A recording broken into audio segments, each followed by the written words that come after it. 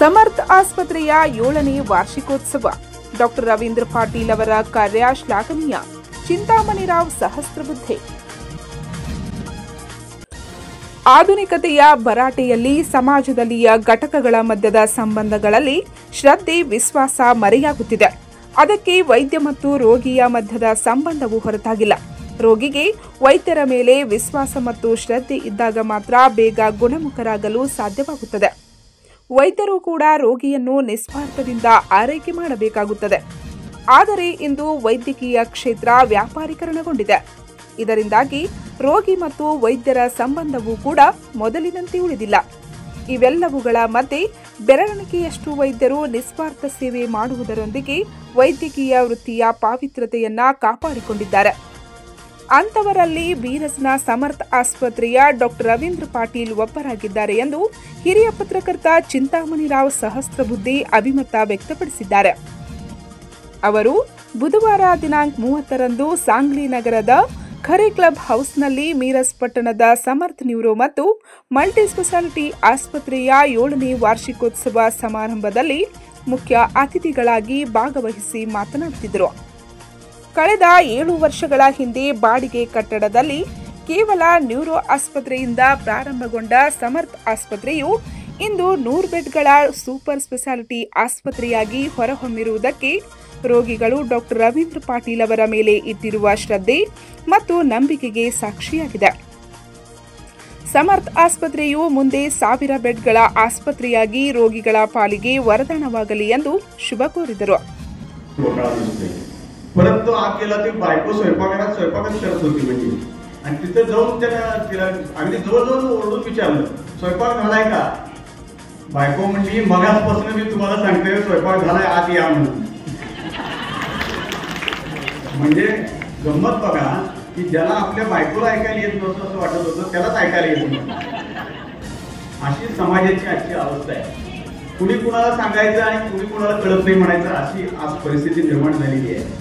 वैद्यकीय क्षेत्रामध्ये सुद्धा आपल्याला असं दिसतंय की डॉक्टर आपल्या परीने प्रयत्न करतायत, मोठमोठे हॉस्पिटल्स उभे करतायत, त्याच्याकरता फार मोठी गुंतवणूक करतायत. आपल्याला माहित आहे डॉक्टरी वैद्यकीय शिक्षण घेणं ही काही सोपी गोष्ट नाहीये. वैद्यकीय शिक्षण करत तोपर्यंत माणसाचं जवळजवळ 1/3 आयुष्य संपलेलं असतं सगळी डॉक्टरीची पूर्ण मेहनत करेपर्यंत. त्यानंतर हॉस्पिटल उभं करायचं. आज हॉस्पिटलमध्ये सुद्धा एवढी गुंतवणूक वाढलेली आहे प्रचंड.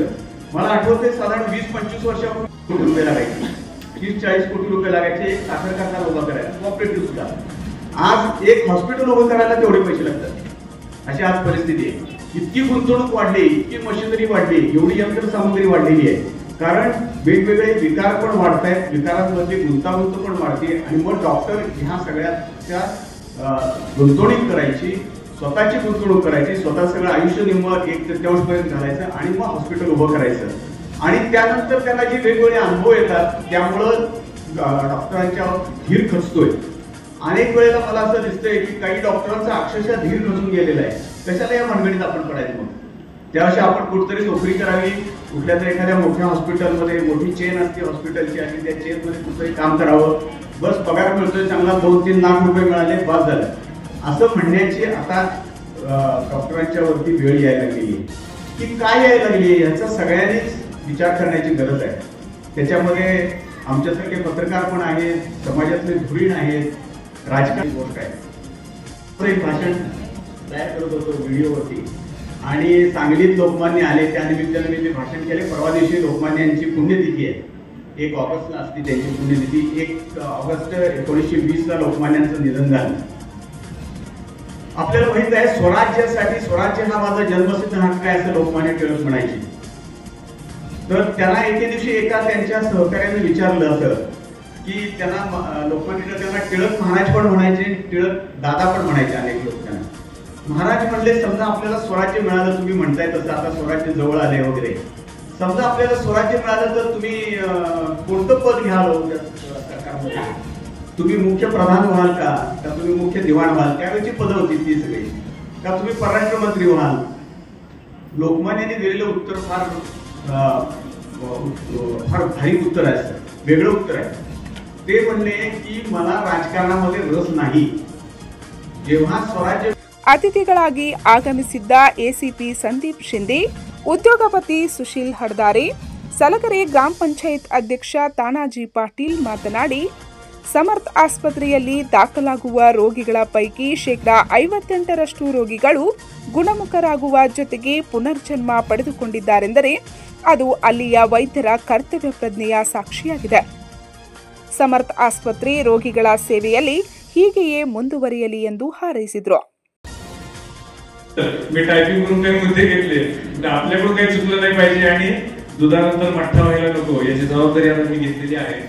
मी नक्कीच सर्व उपस्थित मान्यवरांना पुन्हा एकदा धन्यवाद देतो. आणि आज आपण काही बऱ्याच सरांनी सांगितलं की जेवणाचा वास तिकडून दरवळतोय आणि आपण आता जेवणाच्या दिशेला जाणार आहोत. परंतु मला असं वाटतं की हे जे जेवण, हे रोजची दिनचर्या, हे सर आपलं रोज आहे ना आयुष्यामध्ये. हा असा योग, असे चांगले श्रोते वक्ते म्हणून आपल्याला बोलायला येणं, त्यांचं आपण काहीतरी ऐकणं आणि त्याच्यातून आपल्याला काही मिळणं, हा एक नक्की सुवर्णयोग असू शकतो. जेवण करणं, फिरणं, कर्तव्य, काम हे सर्व आयुष्यभर चालत राहणार आहे. 365 दिवसांपैकी 364 दिवस आपण तेच करणार आहे. कधीतरी एक वेगळा वेळ आपण या सर्व गोष्टींसाठी, या संवादासाठी घालवला पाहिजे असं मला या क्षणानिमित्त वाटतं. सांगली जिल्ह्याला जर इतिहास जर आपण पाहिला सर, तर सांगलीला आपण म्हणजे मी ज्यावेळेस कॉलेजमध्ये असायचो त्यावेळेस सांगलीला वैद्यकीय क्षेत्राची पंढरी म्हटलं जायचं. म्हणजे आता मी सर बघतोय की खरंच त्या काळात आम्ही सांगलीला यायचो, आत्ताचा काळ सांगलीमध्ये खरंच खूप खूप मोठा बदल झालेला आहे वैद्यकीय क्षेत्रामध्ये. म्हणजे हॉस्पिटल्स बघून असं वाटतं की कधी येऊन इथे ऍडमिट होईल आणि कधी या सुविधांचा मला आनंद घेता येईल. इतक्या चांगल्या दर्जाची हॉस्पिटल्स आपल्या इथं निर्माण झाली आहेत आणि त्याच्यामध्ये नक्कीच समर्थ न्यूरो आणि सुपर स्पेशालिटी हॉस्पिटलचं नाव वरच्या स्तरामध्ये सर आहेत. सर नेहमी वारंवार आपण म्हणत होता की 7 वर्ष 7वं वर्धापन दिन. सर हे 7 वर्षापुरतं सीमित नाहीये. याचा प्रवास ज्या दिवशी त्यांनी नीटचा अभ्यास सुरू केला असेल त्या दिवसापासून, त्या क्षणापासून हा प्रवास सुरू झाला असेल. आणि ही बिल्डिंग, ही वास्तू उभा होणं हे कामातून केलेलं हे मूर्तमेढ आहे. परंतु याच्या आधी जे केलेलं पेशंट सेवा असेल, त्यांनी चालवलेलं क्लिनिक असेल, हा जर प्रवास आपण पाहिला तर हा प्रवास फार प्रदीर्घ असतो. तो कदाचित 15-20 वर्षापेक्षा सुद्धा जास्त असेल. सर आपण आता या हॉस्पिटलचे मुख्य वैद्यकीय अधिकारी म्हणून जरी काम पाहत असाल तर मला या निमित्त नक्कीच सांगायला आवडेल की आपल्या हॉस्पिटलमध्ये बऱ्यापैकी मला वाटतं स्टाफ इथे आलेला आहे आणि फेटे बांधलेला कदाचित स्टाफ हा आपला समाज जे तुम्ही आम्हाला दर्शन दिलंय की तुम्ही तुमच्या वैद्यकीय सोबत्यांचा सत्कार तिथे केलेला आहे.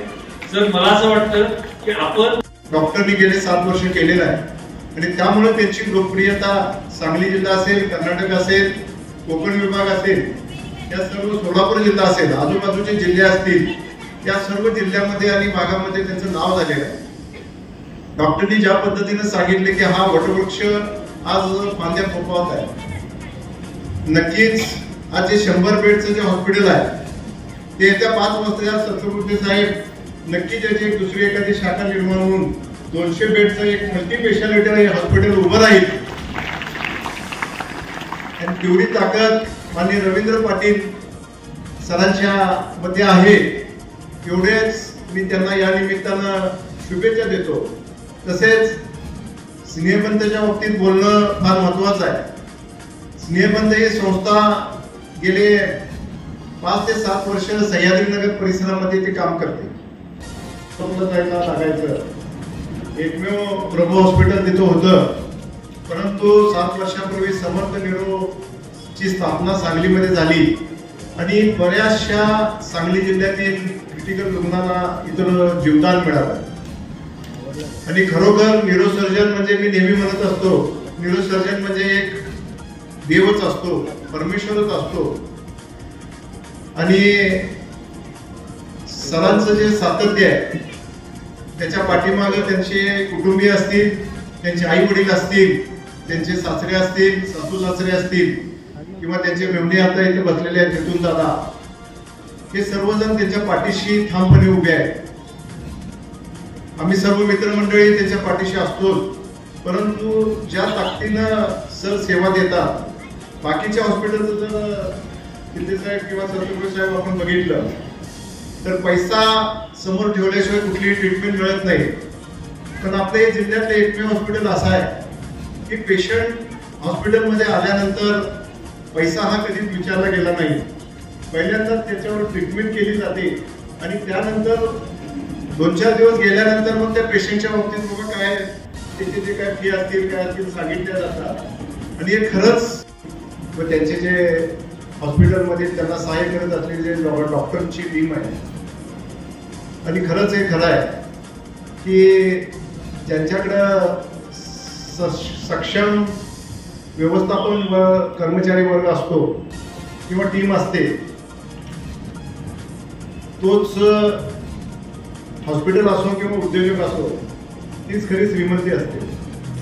आज ज्यांच्याकडे हा अत्यंत चांगला समर्थ हॉस्पिटल आज गेले 7 वर्ष आम्ही गेले बघतोय की ज्या पद्धतीनं सेवा रुग्णाला दिली जाते. ज्या ज्यावेळी आम्ही तिथं जातो सर आमचे ज्या पद्धतीनं आपलं लक्ष असतं, डॉक्टर शिल्पा पाटील मॅडमचं लक्ष असतं, त्याच पद्धतीनं आम्हीही थोडं बारकाईनं बघत असतो की कशा पद्धतीनं आपला स्टाफ रुग्णाला सेवा देतो.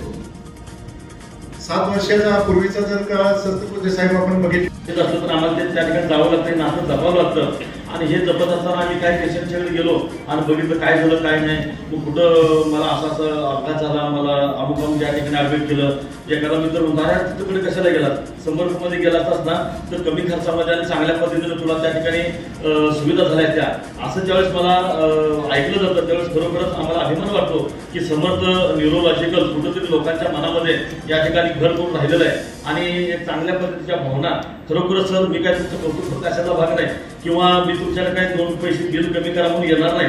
कारण तुमच्या हॉस्पिटलमध्ये कमीत कमी मी 100 वेळा आलो सर पेशंटला बघण्याच्या दृष्टीनं. मग नातेवाईक असतील, मित्र असतील, गावामध्ये असतील किंवा आमच्या शेजारच्या मतदारसंघातील असतील, पण त्या पेशंटच्या बाबतीमध्ये मी कधीही सर तुम्हाला एक अर्धा वेळा मी भेटलो सर, पण बिल कमी करा म्हणून मी एकदा तुमच्याकडे आलेलो नाही आणि येणार पण नाही.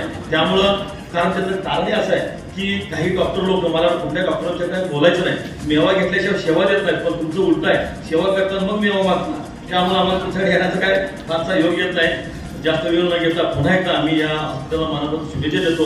आणि खरोखरच या ठिकाणी अशा पद्धतीच्या सेवाभावी जपणारी माणसं सुद्धा आळशी व्हायला लागलेत आणि आळशी होत असताना आजार सुद्धा तितकाच वाढू लागलेला आहे. जेवढा विकास आपल्या या भारत देशाचा झपाट्याने होत आहे, जेवढे रस्ते चांगले होत आहेत तेवढे अपघात सुद्धा होत आहेत आणि तेवढी रुग्णांची संख्या सुद्धा मोठ्या प्रमाणामध्ये वाढते. मी असं म्हणणार नाही की 100चं 1000 बेड व्हावं, त्या पद्धतीच्या सुविधेच्या माध्यमातून तसे रुग्ण सुद्धा वाढत आहेत. त्यामुळे मी 1000 बेडचं हॉस्पिटल व्हावं अशी या ठिकाणी शुभेच्छा दिलेल्या आहेत. जास्त वेळ न घेता भरपूर बोलायचं आहे.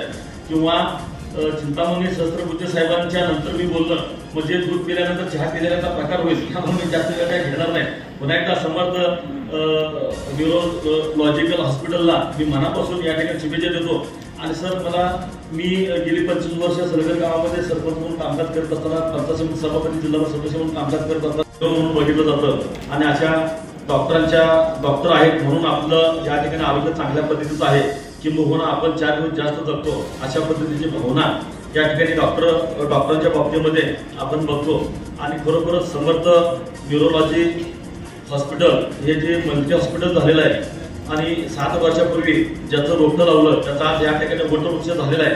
मी तर असं म्हणेन की भविष्यकाळामध्ये त्याचा महावृक्ष व्हावा आणि हे समर्थ हॉस्पिटल निव्वळ सांगलीमध्ये किंवा सांगली जिल्ह्यामध्ये न राहता इतर जिल्ह्यामध्ये त्याचा त्या ठिकाणी शाखा व्हाव्यात, त्याचा गवगाव व्हावा अशा सुद्धा शुभेच्छा मी सलगर गावच्या ग्रामस्थांच्या वतीनं किंवा मिरज पूर्व भागाच्या वतीनं आणि आम्ही सर्वांच्याच वतीनं या ठिकाणी इच्छा व्यक्त करतोय. मगाशी सांगितलं की 100 बेडचं हॉस्पिटल आहे, ते हरदर साहेब म्हणजे 200 बेडचं हॉस्पिटल व्हावं. मी तर म्हणते 1000 हॉस्पिटलचं बेडचं हॉस्पिटल व्हावं अशा सुद्धा शुभेच्छा या ठिकाणी देतो. मगाशी सांगितलं की या ठिकाणी ಕಾರ್ಯಕ್ರಮದಲ್ಲಿ ಮೊದಲಿಗೆ ಗಣೇಶ ಸ್ತೋತ್ರ ಪಠಿಸಲಾಯಿತು. ನಂತರ ಧನ್ವಂತರಿ ದೇವಿಯ ಭಾವಚಿತ್ರದ ಪೂಜೆಯೊಂದಿಗೆ ದೀಪ ಬೆಳಗಿಸಿ ಚಾಲನೆ ನೀಡಲಾಯಿತು. ಅದಾದ ನಂತರ ಅತಿಥಿಗಳನ್ನು ಸನ್ಮಾನಿಸಲಾಯಿತು.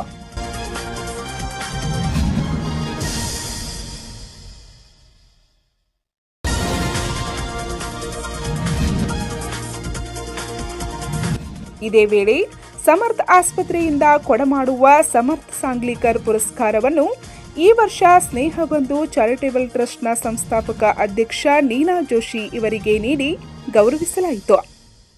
ಡಾಕ್ಟರ್ ರವೀಂದ್ರ ಪಾಟೀಲ್ ಪ್ರಾಸ್ತಾವಿಕವಾಗಿ ಮಾತನಾಡಿ ಆಸ್ಪತ್ರೆಯ प्रगतीಯ ಬಗ್ಗೆ ವಿವರಿಸಿದರು ಮತ್ತು ಗಣ್ಯರನ್ನು ಸ್ವಾಗತಿಸಿದರು. सर्वांना बघायला मिळतं. खरं तर या कार्यक्रमाच्या निमित्तानं जे आपल्याला पाहुणे लावलेले आहेत तर ही खरंच एक नररत्न आहे. म्हणजे आपल्या समोर खाकी वर्दीमध्ये माननीय संदीप शिंदे साहेब आहेत. तर ह्या सर्वांना आपण म्हणजे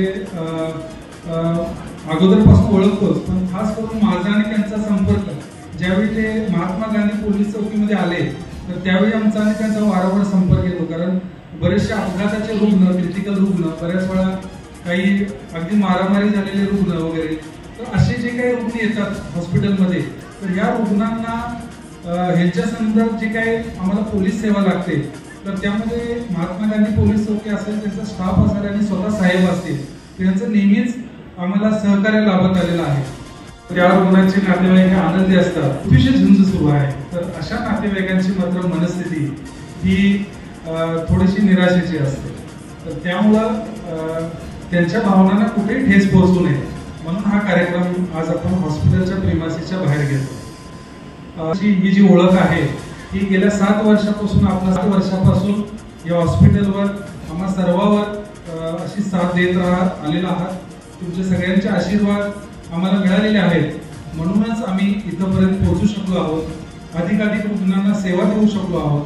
आणि त्याचबरोबर आमची जी काही हॉस्पिटलची किंवा ही जी दैदिप्यमान प्रगती होतीये किंवा निरनिराळे डिपार्टमेंट जे आपण इथं बघितले तर त्यांची जी सुरुवात होतीये त्या सगळ्यांचं कारण म्हणजे रुग्ण आणि रुग्णाच्या नातेवाईकांनी जो काही विश्वास ठेवला तर त्या ही साथ उतरली.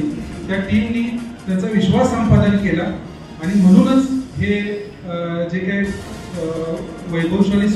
ನಂತರ ಆಗಮಿಸಿದ್ದ ಗಣ್ಯರು ಆಸ್ಪತ್ರೆಯ ನೂತನ ಮಾಸ್ ಕ್ಯಾಲ್ಯುಟಿ ವಾರ್ಡನಿ ಡಿಜಿಟಲ್ ಉದ್ಘಾಟನೆ ನೆರವೇರಿಸಿದರು. ಈ ಸಮಯದಲ್ಲಿ ಸಮರ್ಥ್ ಆಸ್ಪತ್ರೆಯ neurosurgeon doctor Ravindra Patil, ಬಾಲರೋಗ ತಜ್ಞೆ ಡಾಕ್ಟರ್ ಶಿಲ್ಪಾ ಪಾಟೀಲ್ ಸೇರಿದಂತೆ ಸಮರ್ಥ್ ಆಸ್ಪತ್ರೆಯ ಎಲ್ಲ ವೈದ್ಯರು, ಸಿಬ್ಬಂದಿ ವರ್ಗದವರು, ನಗರದ ಹೆಸರಾಂತ ವೈದ್ಯರು, ಗಣ್ಯರು, ಹಿತೈಷಿಗಳು ಉಪಸ್ಥಿತರಿದ್ದರು. ಪಂಚ್ ನ್ಯೂಸ್ಗಾಗಿ ಸಾಂಗ್ಲಿಯಿಂದ ಬಸವರಾಜ್ ತಾರ್ದಾಳೆ.